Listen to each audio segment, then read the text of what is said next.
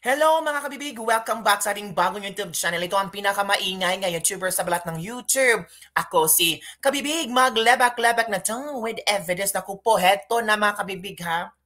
Naglabas ng official statement or naglabas ng pahayag si First Lady Liza Marcos tungkol sa trending video kung saan kinuha niya ang wine ni Senate President Cheese Escudero. Talagang ninarrate niya kung ano ba talaga ang totoong nangyari. Oo mga kabibig. And also, Senator Cheese Escudero nagsabi din ng kanyang pahayag tungkol sa issue na ito. Unahin natin ang pahayag ni First Lady Liza Marcos. So, isi-share ko sa inyo ha para klarong-klaro kung ano man ang gustong ipaabot ni First Lady Liza Marcos tungkol sa issue na ito. Wait for a while ha. Hanapin ko muna. Kanshis yan. Ito ang sabi ni First Lady Liza Marcos. Okay? Kita nyo ba? Kipalakihin ko. O yan. Ang sabi ni First Lady Liza Marcos, if truth to be told, here's what happened. Ito daw nangyari.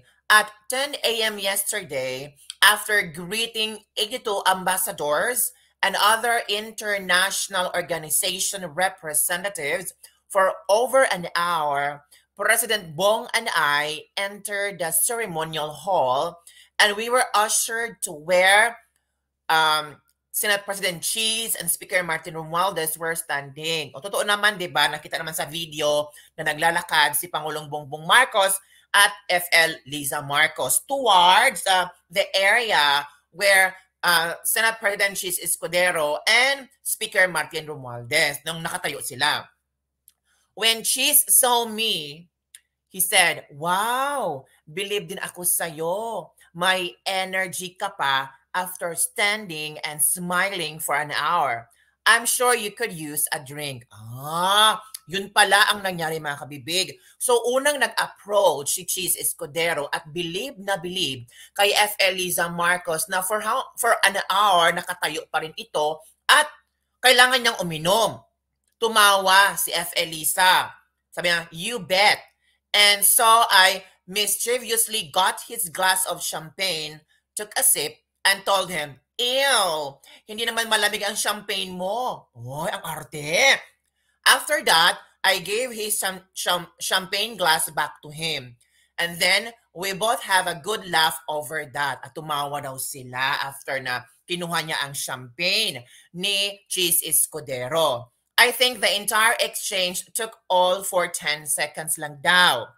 I've known Senate President Cheese since my law school days. He studied in UP and I went to Ateneo. We've been friends for like forever. So whether I made him a waiter or he responded like a gentleman is between us. So kung ginawa ko siyang waiter or he responded like a gentleman to me, it's between us. So sa kanilang dalawa daw kung ano ang kanilang pagkaintindi sa sitwasyon na iyon. Ito ha.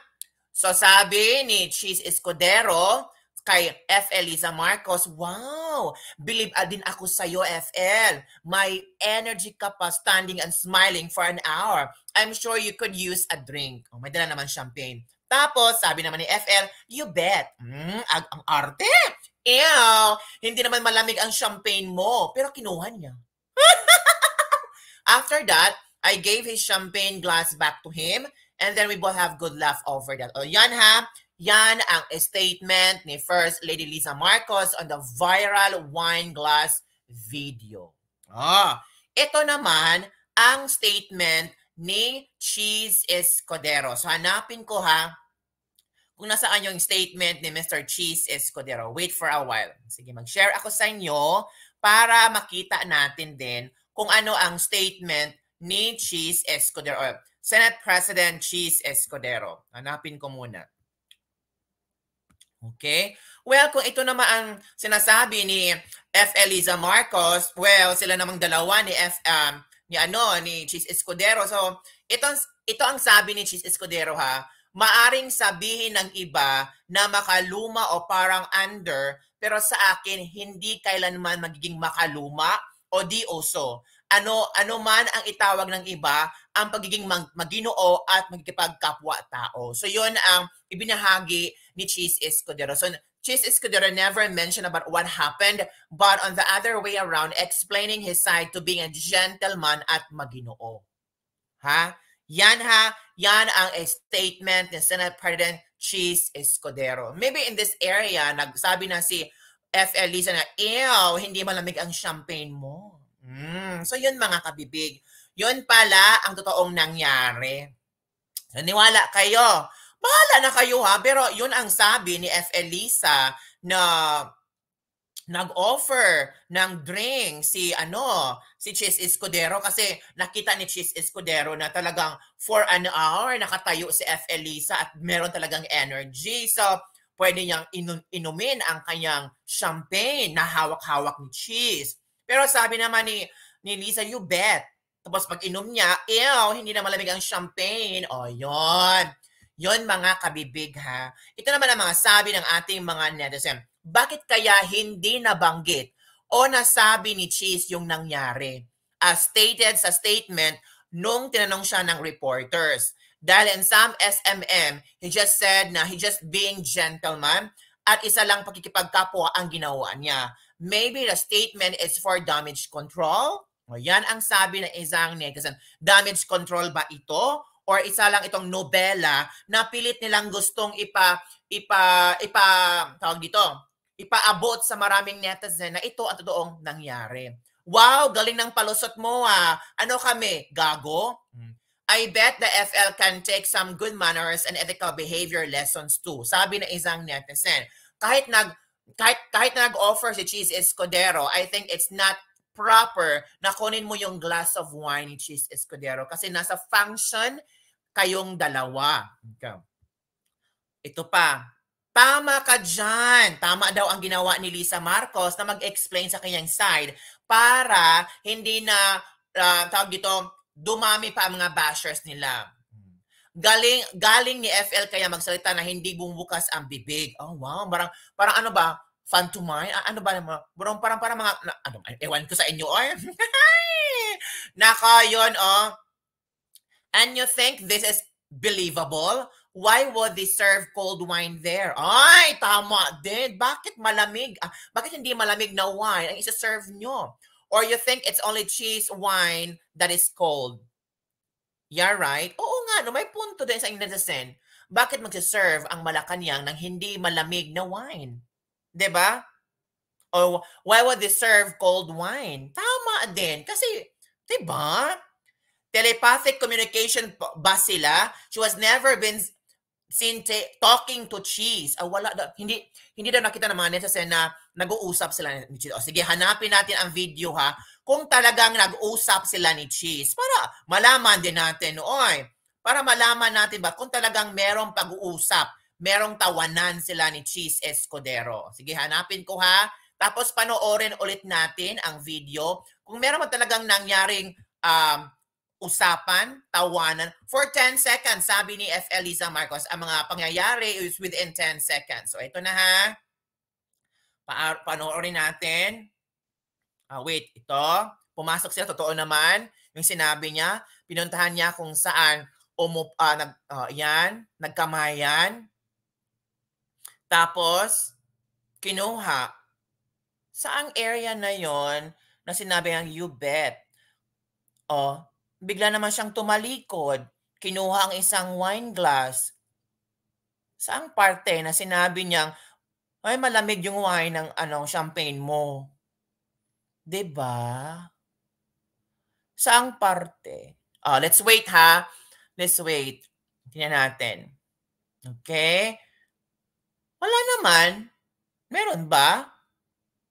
Oo. Meron ba dito? Ay, wala naman, di ba? Hindi naman nag-usap silang dalawa. Saang parte? Baka dito na, you bet. Malamig na yung, champagne glass mo. Champagne mo. Pero, ewan ko, mga kabibig, naguguluhan ako sa statement nila. Di ba? Basta yun ang statement ni FL Liza. O, panoorin ulit natin ha, para sure. O, dyan, naglakad, nagkamayan sila, you bet. O, sabi niya, tapos ano pa bang sabi niya na kunin niya ang wine glass, in-offer na ni Cheese Escudero, ininom niya, tapos sabi niya malamig daw ang wine, tapos nagtawanan sila. Saan parte nagtawanan sila? 'Di ba? So bahala na kayo mga kabibig. Basta yon ang statement ni FL Liza Marcos. Yon ang kanyang narration sa mga nangyayaring wine glass chauvinist. Wine glass video. Sabi niya, ew, hindi naman malamig ang champagne mo. After that, I gave him champagne glass back to him. So, meron pa lang silang communication. Paano niya? Eye to eye, telepathy. So, yun mga kabibig. Ano ang iyong komento tungkol dito mga kabibig? Ito pa, sinupalpal ni Direk Daryl Yap si Cheese Escudero. Sabi ni Direk Daryl Yap, ito namang si Senator Cheese Escudero, nilihis yung topic. Ang pinag-uusapan po ay yung dumating si First Lady tapos biglang kinuha yung inumin nyo at binalik ng hindi man lang kayo kinausap o tiningnan. Hindi po tungkol sa pagiging gentleman o ano. Kung sa aming magtotropa po yan, ang tawag dyan ay binuraot po kayo. Ay, grabe naman. Wala naman po kaming sinabing sana pinalagan yung asawa nga ng pro-presidente na Pilipinas napangisin na lang Ang may papayo na lang po namin at effective ito, pagparating na po siya, lawayan nyo ng paikot-ikot yung baso nyo. Kapag ginagawa po namin yan, wala na pong nanghihingi. Kontra Buraot 101. Oo nga, no? Di ba pag sa mga inuman, para hindi sila tawag dito, yung parang ayaw mo i-share yung baso mo, so lalawayan mo na lang para wala makakuha sa baso mo. Yung ito talaga sa Direk Daryl Yap na, katara ni Direk Daryl Yap. So yun na mga kapibig, sabi ni Cheese Escudero, naging gentleman lang siya, naging maginoo. Sabi naman ni FL Liza Marcos, whether ginawa ko siyang waiter or he responded like a gentleman, it's between us. Ay, iba din si FL Liza Marcos, no? Prangkahan din at the same time, ang taray ng sagot. Diba mga kabibig? So ano ang inyong komento sa statement ni FL Liza Marcos mga kabibig? So don't forget to like, subscribe, and share this video para sa mga more latest lebak-lebak with evidence. Basta kayo na ang bahalang mag-interpret. Nakita nyo naman ang video. Kung iko-connect mo lahat mga sinasabi nila, baka makuha mo doon. So, bye everyone. See you next time. Naku, Direk Daryl Yap ha. Buraot 101. Iwas Buraot 101. Laway-lawayan mo ang wine glass para hindi makuha ng friendship mo.